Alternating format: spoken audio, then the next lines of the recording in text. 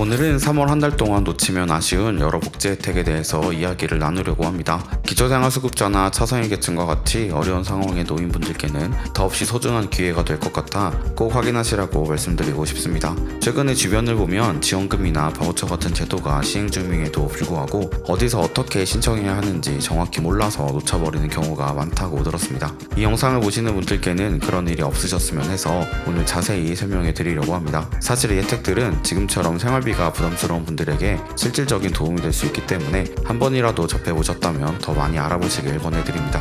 아는 것이 돈이다. 북주뉴스 넘버원 KBN 뉴스 지금 시작합니다.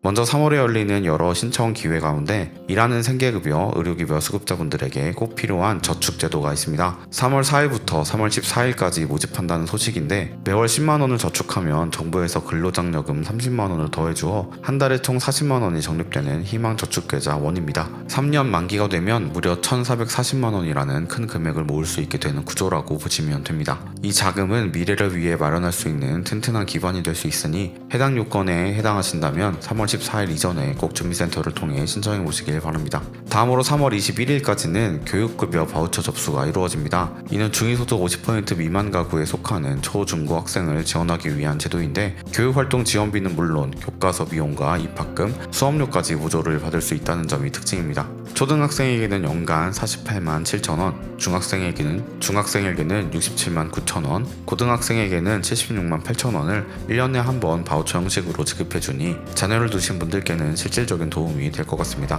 역시 3월 31일까지 주민센터에서 신청 가능하다고 하니 아직 모르셨다면 서두르시는 편이 좋습니다. 3월 5일부터 신청을 받는 에너지 효율 개선 사업과 냉난방 지원 사업도 많은 분들이 기다리셨을 텐데요. 여름에는 벽걸이 에어컨을 새로 설치해주고 겨울에는 보일러 교체나 창호 단열, 바닥 공사를 지원해주는 제도라고 보시면 됩니다. 벽걸이 에어컨은 대략 72만원 상당으로 교체가 가능하고 난방 공사는 가구당 443만원어치 공사를 받을 수 있어 저택의 단열이나 난방 상황이 열악한 분들에게 꽤 큰 도움이 될 것 같습니다. 하지만 이 제도도 모든 분이 참여할 수 있는 건 아니어서 영구임대나 행복주택 같은 공공임대주택 거주자는 제외됩니다. 또 집주인이 동의를 안 해주는 경우나 이미 같은 지원을 받은 적이 있는 경우도 신청이 불가능합니다. 그래도 해당이 된다면 3월 5일부터 주민센터에 문의해 보시길 바랍니다. 3월에는 근로장려금을 신청할 수 있는 기간도 열려 있습니다. 3월 17일까지 접수를 받는 반기 근로장려금은 작년 하반기에 근로소득이 있었던 분이라면 고려해 보실 만합니다.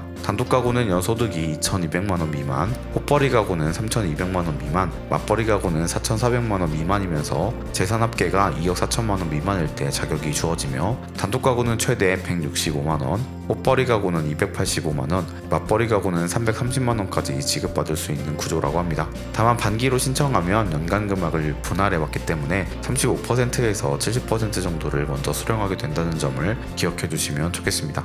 농지품 바우처는 3월부터 12월까지 총 10개월간 지원해주는 내용인데 중위소득 32% 이하 생계급여 수급자 중 임산부나 영유아 그리고 18세 이하 아동이 포함된 가구가 신청 대상이라고 합니다. 한 달에 1인 가구는 4만원을, 2인 가구는 6만 5천원을, 3인 가구는 8만 3천원을, 4인 가구는 10만원을 식품 구매 비용으로 바우처 형태로 사용할 수 있다고 하니 자녀가 어린 집이라면 큰 도움이 될 수 있겠습니다. 주민센터에서 현장 접수를 한다고 하니 자격 요건을 만족하신다면 해당 기간에 꼭 신청해 보시길 바랍니다. 또 하나 청년들에게는 문화생활을 지원하는 특별한 카드가 준비되어 있습니다. 3월 6일부터 5월 31일까지 청년문화예술 패스 신청을 받는다고 하는데 대한민국 19세 청년을 대상으로 1인당 10만원에서 15만원 상당의 공연, 전시, 관람비를 지급해주는 제도라고 합니다. 전시나 공연 티켓이 부담돼서 문화생활을 즐기지 못했던 청년들에게는 꽤 괜찮은 기회가 될 거라고 생각합니다. 청년 문화예술 패스 누리집을 통해 간단히 온라인으로 신청이 가능하다고 하니 서둘러서 신청해보시면 좋겠습니다. 마지막으로 3월 중에 출시될 예정인 청년주택 드림대출 소식도 빼놓을 수 없습니다. 청약저축을 1년 이상 유지한 무주택 청년 세대주라면 상대적으로 낮은 금리로 집을 마련할 수 있도록 대출을 제도를 지원해주는 정책인데 1.5%에서 2%대 금리로 상당히 좋은 조건이라고 합니다.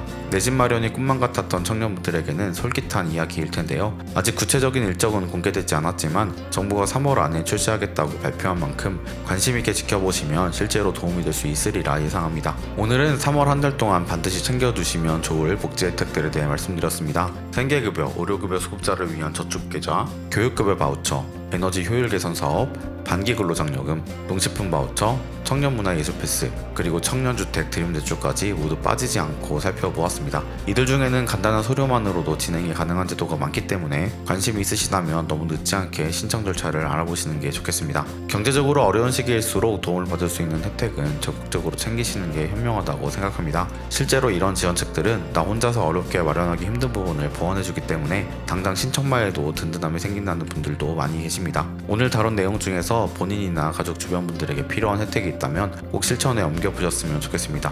특히 소득 제한이나 가구원수 등 여러 요건이 복잡해 보이더라도 막상 주민센터나 관할 부처에 문의해보면 의외로 간단하게 해결될 때가 많습니다. 꼭 필요한 권리를 놓치지 않도록 가능하시다면 주변에 이 정보를 함께 전해주시는 것도 좋겠습니다. 저도 앞으로 달라지는 복지 소식이나 새로운 지원 제도가 생기면 재빨리 알려드리도록 하겠습니다. 오늘 준비한 영상은 여기까지입니다. 영상 유익하셨다면 구독, 좋아요, 알림 설정 부탁드립니다. 아는 것이 돈이다. 지금까지 복지뉴스 넘버원 KBN 뉴스 윤석호 기자였습니다.